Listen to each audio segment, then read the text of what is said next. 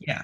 So, like I mentioned, right, we're going to go into section 40, which I know is kind of out of order, right? So, but I think kind of helps a little bit of saying like, okay, this is kind of like, in my opinion, like module 6 is kind of like, okay, how you put big data together. At the end of it, we'll talk about AWS and stuff too. So, we're gonna like the section mostly talks about using PySpark and Spark. I'm gonna actually kind of like completely just like ignore Spark.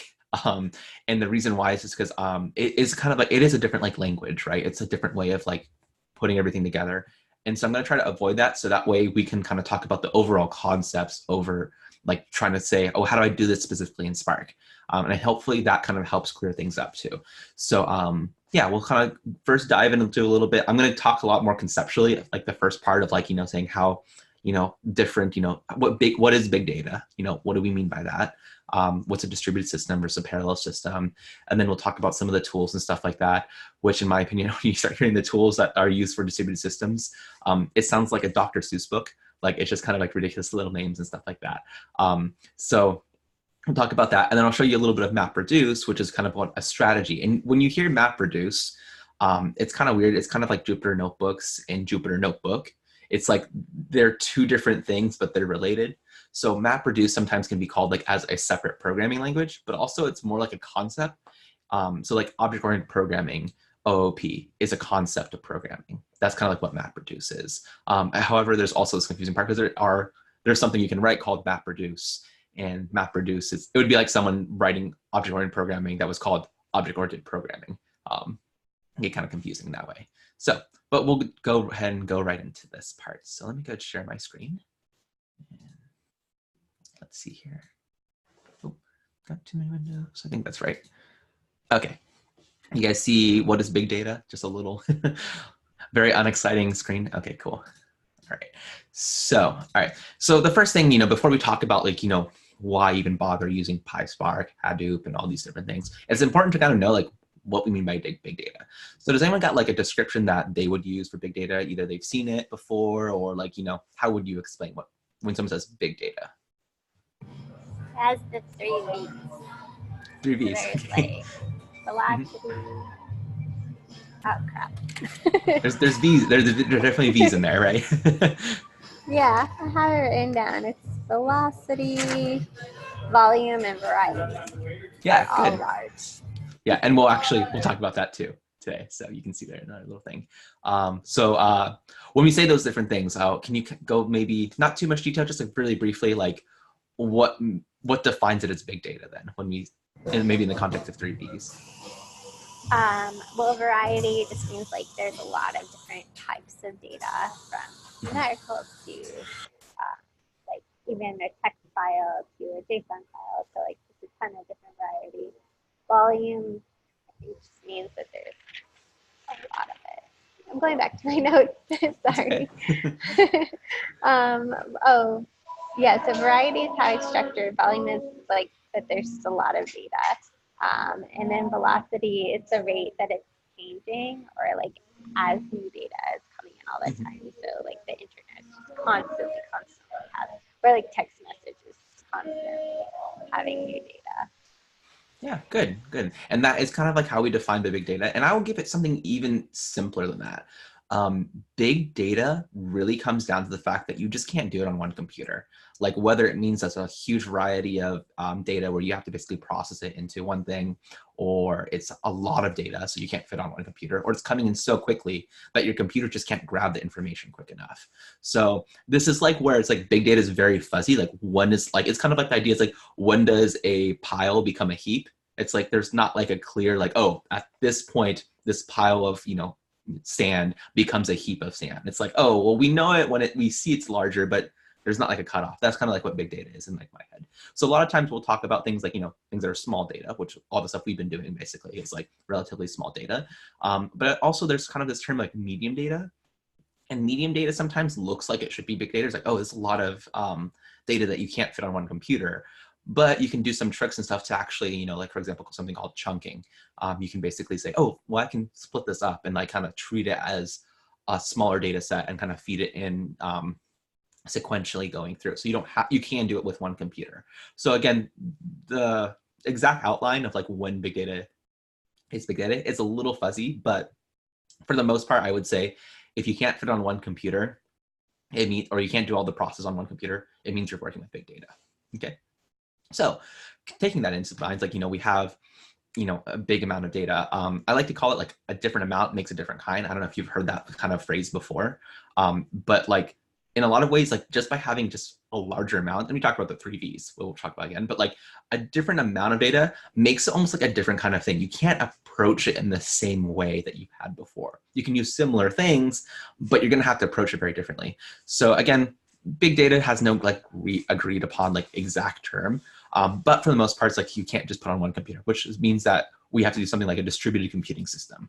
And distributed, we'll talk about more detail, is basically that we have multiple computers, multiple, like you can think about like multiple workers doing tasks to do the work on big data.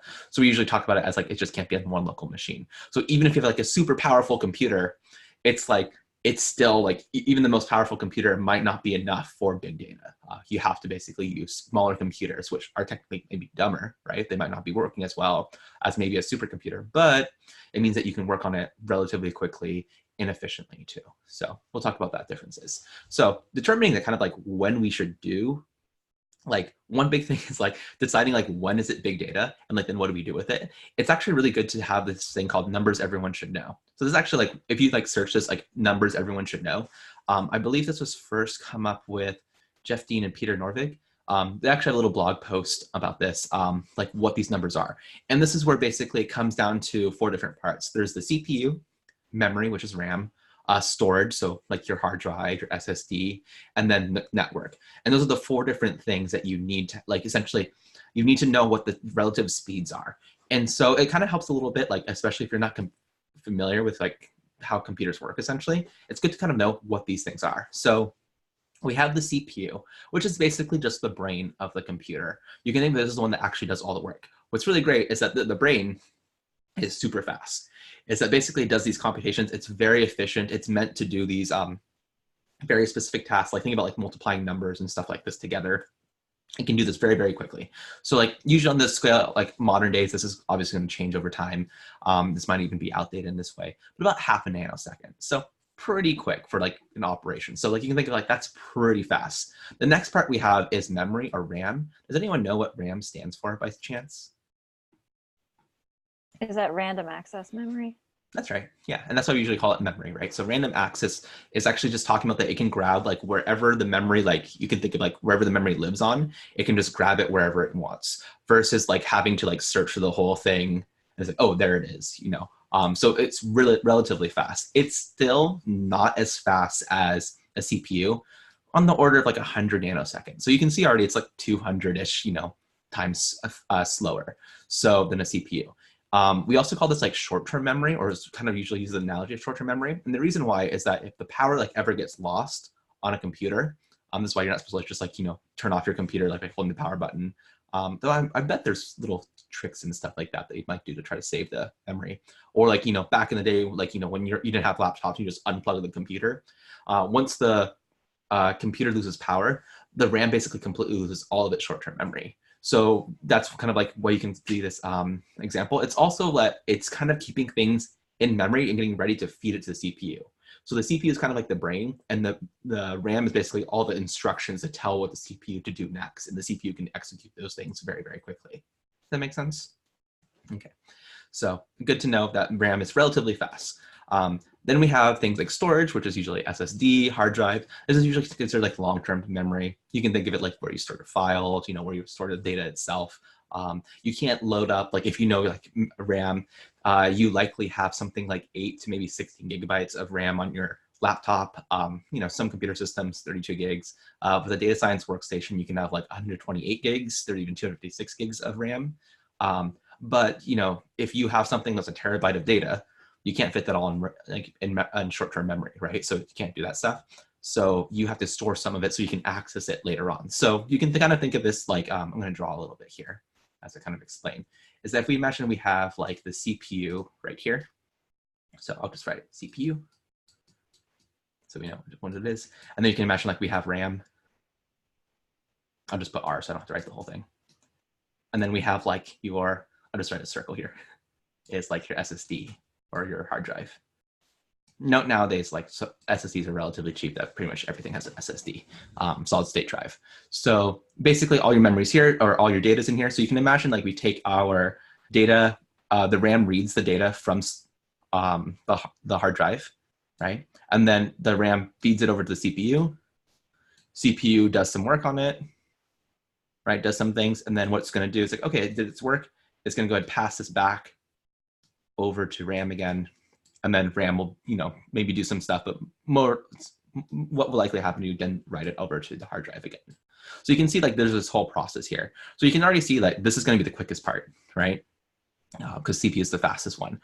And what's going to take a bottleneck are these going to be reading the RAM, reading it from RAM to CPU, and then CPU to RAM, and then the slowest part is going to be from RAM to SSD, and SSD to RAM. So you can kind of get the idea here.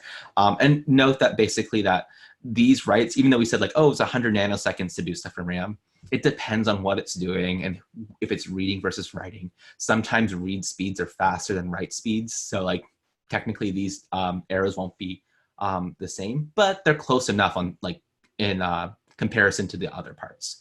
So hard drive storage, you can imagine is like really slow. Like, you're trying to run everything through there. Like you can see what I think I put 15 microseconds. Well, I guess that's for SSD probably. 15 microseconds to 800 microseconds for a hard drive. So it's like 15 times slower than memory, like RAM. It's going to be slower. And then the last part, of course, is our network, which is becoming more and more a thing. And especially when we start talking about big data, we're going to talk about, you can imagine this whole thing right here is its own computer, right? And it's doing its own thing. Well, if we can't fit it all on one computer, we would have multiple computers, right? Well, it's going to have to communicate with each other through like the network where they communicate with each other. And so if this tends to be the slowest part, which hopefully that makes sense a lot, right? Like transferring things over the internet, even if you have really great connection, it's just going to take time. And so usually you can think about here, it's like when we're talking about big data, we have to think about, does it make sense to try to do it with multiple computers or try to do it with one local machine? So maybe you can fit everything on the hard drive, but maybe the process on here is really slow. Maybe it makes sense to split it up and divide us up. And this is where we decide, what makes sense for big data, okay? And again, this is where we can kind of judge a little bit of how fast things go. So I'm going to keep this drawing up here because I'm going to talk about thrashing in a second, but I just want to mention about this little diagram here. Is this link to here kind of shows you a little bit like the different speeds. It was a kind of cool resource. And I think you can actually go ahead and like change it up to like different years. So you can kind of see, for example, nothing has really changed too much with the RAM and like CPU. You can see in the past like 10 years, it really hasn't changed too much CPU wise. The big change in CPUs have been like mostly like multi-processing, multi-threaded, but each thread, essentially each work being done hasn't really changed that significantly. But you can see a big part that's changed is basically the network. You can see that red part right there. It's trying to change a little bit as we kind of get faster and faster into the other years. Okay. So anyway, kind of a nice little website to kind of check out and kind of do a comparison of like how long things take. Okay. Any questions on these numbers or like these relative speeds to each other? Sound pretty good? Okay. Everyone kind of see like a little bit of like how this process works going through here. Okay, cool. So this kind of brings us into something called thrashing, which has anyone heard of thrashing in the context of computers? All right, I see Andy kind of nod his head here. Yeah. So if you're familiar like with computer science and stuff like this is something that's a big deal. It's basically, I gotta describe it as your CPU is really bored and it's just waiting for things to do. It's like twiddling its thumb, just saying, all right, I can do stuff really quickly, but I got nothing to do, so I'm just going to twiddle my thumbs. So what happens here basically is that if it takes more time going from like reading this data, like I'm just going to kind of go through this like, metaphorically. So we're reading the data from the hard drive and it's going super slow, reading from RAM because it's, it takes a long time, reading, going over to RAM, and then it goes to RAM. It's like, okay, cool. RAM does some stuff and then goes, all right, let me feed it to CPU. And then it feeds it to CPU, but it takes a while. And CPU is like, all right, come on, just give me something to do. Give it to me already. Like they start waiting for the instructions. And finally CPU gets it. It's like, all right, crunches away and passes over to RAM. And RAM, takes the pile of data, brings it over, says, oh, okay, let me go and pass it over to SSD. And this whole time CPU is just like, oh, come on, dude. Like I got nothing to do here. Like, and that's what thrashing is essentially. So what happens is that your CPU will basically be like doing almost nothing. So like if you look at like your activity monitor or a task manager in Windows, you would see your CPU usage basically be like 1 or 2%, usage, but your RAM will be super high because basically your RAM is doing a whole bunch of work, but the RAM isn't feeding the information to CPU, which is going to do most of that hard work.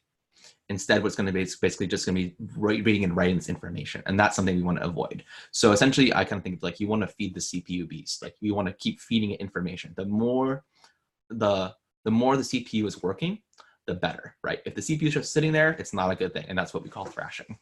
Okay. And this is where also like you can see where distributed network might be better. So even though we can fit everything on a computer, if it's going to take a long time for RAM to read all the information, pass it on the CPU does it work really quickly, and then CPU passes it back and it takes a long time to read it through, it makes sense to split it up. So even though we're reading in less information, the RAM can work relatively quickly, reading smaller chunks essentially and feeding the CPU little by little and keeping the CPU busy or multiple CPUs busy. Okay. Does that make sense to everyone? So you would say like thrashing is occurring. Is that how you would you like say thrashing is occurring? Like how terminology wise, like how is that used? Yeah, you might say like, thrashing's like, it's like, oh, it looks like the CPU is thrashing or the computer is thrashing or like, oh, it looks like it's thrashing. Like it's kind of a generic, like not generic, but like in general, you would say, oh, just thrashing. Like if that makes sense, like the system, because it's more like the system all together. Usually you might hear it as like the CPU is thrashing, even though technically it's not the CPU by itself, it's the whole system. But yeah, okay, good question. So anyway, if you see that term, this is something we want to avoid. So this is again like where big data comes in mind. So we kind of define, like Lauren had mentioned, the 3 V's of data: volume, velocity, variety. So like volume's large amounts, velocity is quickly generated, variety is unstructured. So I would say volume is probably the one that immediately goes to mind when you say big data, because we think of like size, right? If you have 10 terabytes of data, you're probably not going to fit that on your computer very easily. It's just not going to be reasonable. For example, I think I was talking, let's hear. I was talking to someone who works at Uber's advanced technology group, where they do a lot of self-driving cars and they do a lot of generation of data. They basically like take, I don't know if you guys are familiar with how this works, but basically they take video of like when they're driving, essentially. This is their self-driving car unit. And basically it looks at all the like little points and figures out these little dots of like where everything is. And then it has to do that every, fractions of a second. And so the data gets up really, really high. So they had something like petabytes of data, like kind of stored through. And it's like, there's no way you're going to fit that on one computer. So petabyte is like 1,000 terabytes. So you can think like, yeah, that's not going to fit on any one computer. So you have to think about like, how do you process that data? Velocity, I think that makes a little sense because velocity is like, okay, like it's coming really fast. So you can think of, Lauren gave the example of like text message. So you can imagine like a cell tower or something like that. Like you're processing a lot of messages at once. A good example of this might be something like Twitter. So, like, so for example, if some like, some like social media post goes viral, and now all of a sudden people are commenting in it, going through it really quickly, or, something like that, where things are coming in very, very quickly.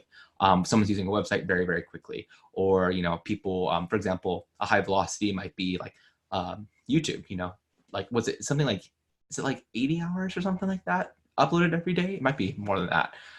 Like every 80 hours, no, I think it's more than that. It's something ridiculous. I just remember something like, it's like, oh, it might be 80 hours every minute. So like a video coming through. So you can imagine that's going to be a different kind of beast, because now you have to process that information quicker than you're getting it. So you're going to have to make a distributed system and kind of adjust how you do that. It's really interesting how they do. And then the last one's variety, which I think is the most like why would this be big data? But this is where something we'll call like data lakes versus data warehouses. The data warehouses is kind of like, how do we phrase this? Kind of like tabular data, so like kind of like spreadsheet form. Data lakes are kind of just stick everything in like this spot and whatever it is, whether it's pictures, videos, text messages, whatever, right? And store it all together. The problem with this is that if you have different data, you're going to have to sort through it and make sure you pre-process it into this nice structure that you can process it through. With a data warehouse, which is nice tabular data, you can know it's the structure every single time. But if you're not structured, you have to take some time to essentially do pre-processing before you do anything else. So that's kind of like the reason why you might have something where would consider it big data because of the high variety. Okay, but anyway, if it's any one of these three, or possibly all three of them too, right? It might be faster to split up the work amongst the network and then kind of attack it piece by piece kind of deal. Like where essentially each kind of computer does a part portion of this. And that's what's going to bring us into distributed computing and parallel processing. Okay. All right, any questions at all for anything we kind of talked about in general? Okay, hopefully you guys feel pretty good about, you know, the big data definition and kind of how that kind of ties into like why we need to approach it in a different way.